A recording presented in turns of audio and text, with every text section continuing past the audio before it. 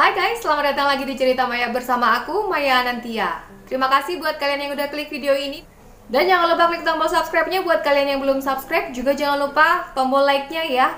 Karena di sini aku akan membawakan kisah pengalaman seorang dokter yang menangani autopsi seorang jenazah. Seorang apa sebuah ya kalau jenazah? Seorang jenazah aja lah ya. Oke, jadi gitu. Ceritanya aku ambil dari thread-nya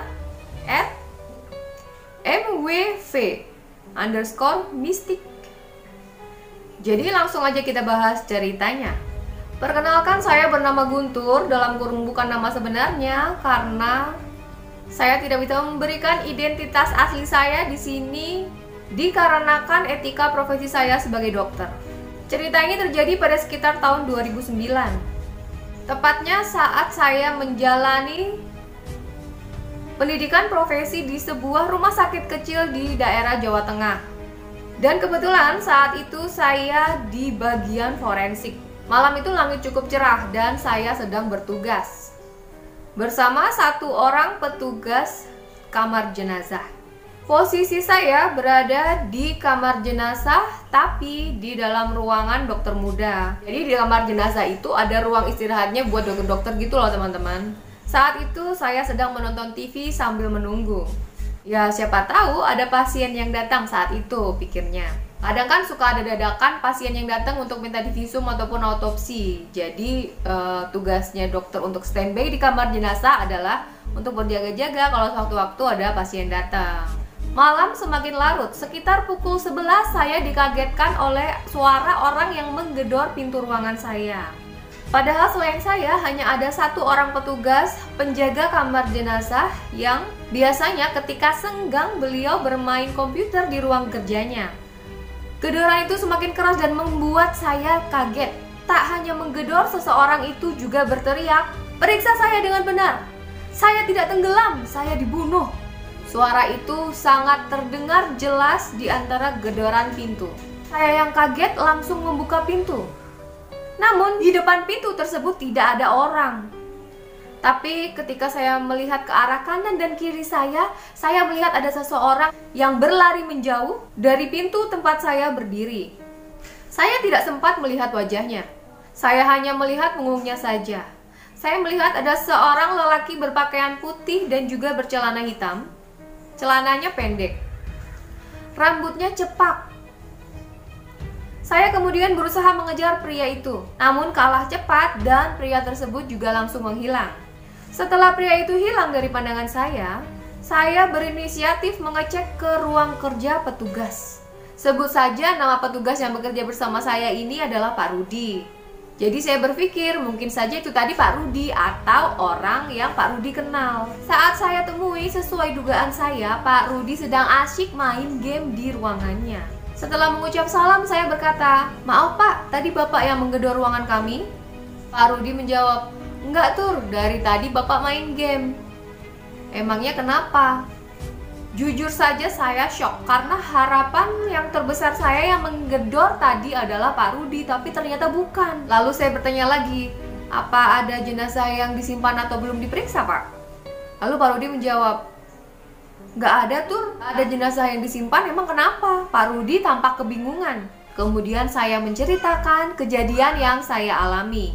Pak Rudi yang sudah terbiasa dengan kejadian seperti itu, akhirnya paham. Beliau langsung mempersilahkan saya untuk duduk di situ dan memberi saya segelas air putih dan disuruh meminumnya berharap supaya saya bisa segera tenang. Saya akhirnya ngobrol ngalor ngidul dengan Pak Rudi karena sedang berusaha melupakan kejadian yang baru saja terjadi. Sekira 20 menit kemudian, telepon berdering. Pak Rudi mengangkatnya. Pak Rudi tampak mendengarkan si pembicara yang ada di telepon dengan seksama. Lalu di akhir pembicaraan Pak Rudi segera berkata, "Oh iya, oke, silahkan dikirim Pak." Begitu.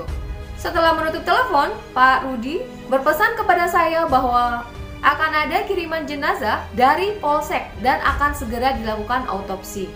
Pak Rudi kemudian menelpon dokter forensik dan segera menyiapkan baju pelindung, peralatan autopsi, dan memanggil teman-teman yang sedang tidak berjaga. Kurang lebih 1 jam kemudian jenazah datang. Diagnosa pertama, jenazah tersebut mati tenggelam dengan keadaan muka yang sudah membiru. Sekilas seperti orang yang mati karena menahan nafas. Ketika saya membuka kantong jenazah tersebut dan melihat wajahnya, seketika saya langsung teringat dengan sosok pria yang berlari membelakangi saya tadi. Saya tidak bisa membantahnya. Sosok yang berlari di lorong tadi sangat mirip dengan jenazah ini. Pria dengan berambut cepak, mengenakan kaos putih dan celana pendek berwarna hitam. Setelah teman-teman saya datang, saya menceritakan kejadian tadi kepada salah satu sahabat saya tentang kejadian yang saya alami sebelum saya menerima jenazah ini. Dan beberapa pesan teriakan oleh sosok yang menggedor-gedor pintu tadi, saya berusaha membuktikan autopsi tersebut. Singkat cerita, jenazah sudah dilakukan autopsi dan tes paru apung positif yang menandai bahwa jenazah ditenggelamkan bukan tenggelam, sesuai dengan teriakan sosok yang menggedor pintu tadi. Setelah melakukan autopsi, saya diizinkan untuk pulang untuk istirahat oleh dokter forensik. Sampai di kos, saya masih terngiang-ngiang suara sosok tadi.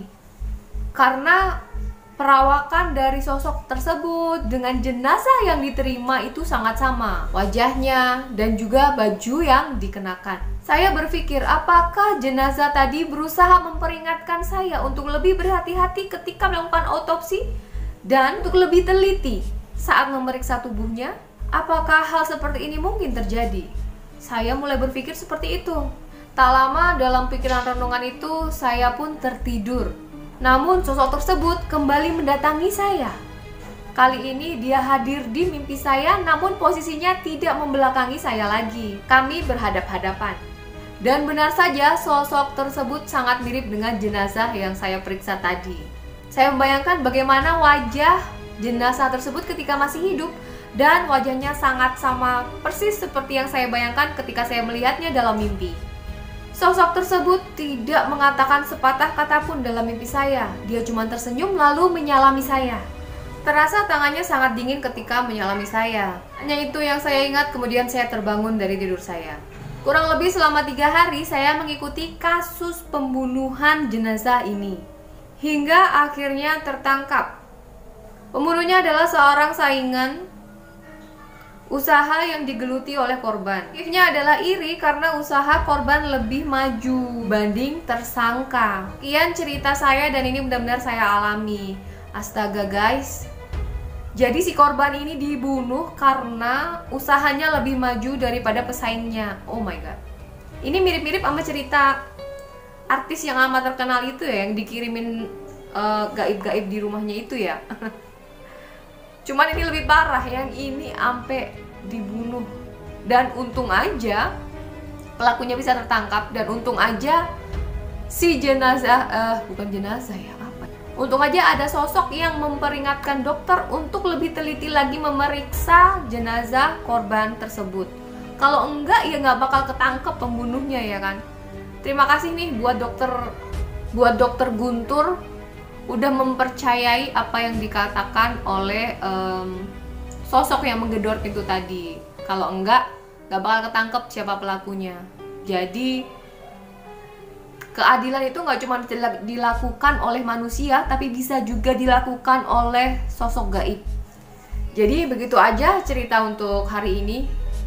Teman-teman, buat kalian yang punya cerita misteri yang bisa di-share ke teman-teman semuanya yang ada di sini, kalian bisa DM ke Instagramnya cerita_maya. Kalian akan langsung aku balas kalau DM, jadi nggak pakai admin-adminan gitu loh. Kita bisa sharing cerita misteri yang kalian punya. Nanti kalau ceritanya oke dan menggigit banget, menggigit banget dan serem banget, kita bisa share ke cerita Maya episode berikutnya. Terus buat kalian yang udah subscribe terima kasih, yang udah like terima kasih, yang udah komen juga terima kasih. Aku akan semampunya berusaha balas komenan kalian semua, atau paling nggak aku love deh ya. Karena kadang itu notifnya nggak masuk ketika kalian komen. Jadi ketika aku baca pasti aku balas. Oke? Terima kasih buat supportnya selama ini, terima kasih, dan terus bantu aku, dukung channel aku supaya makin berkembang. kasih tahu cerita Maya ke teman-teman kalian dan saudara-saudara kalian, biar cerita Maya makin luas lagi dikenal oleh masyarakat. Terima kasih teman-teman.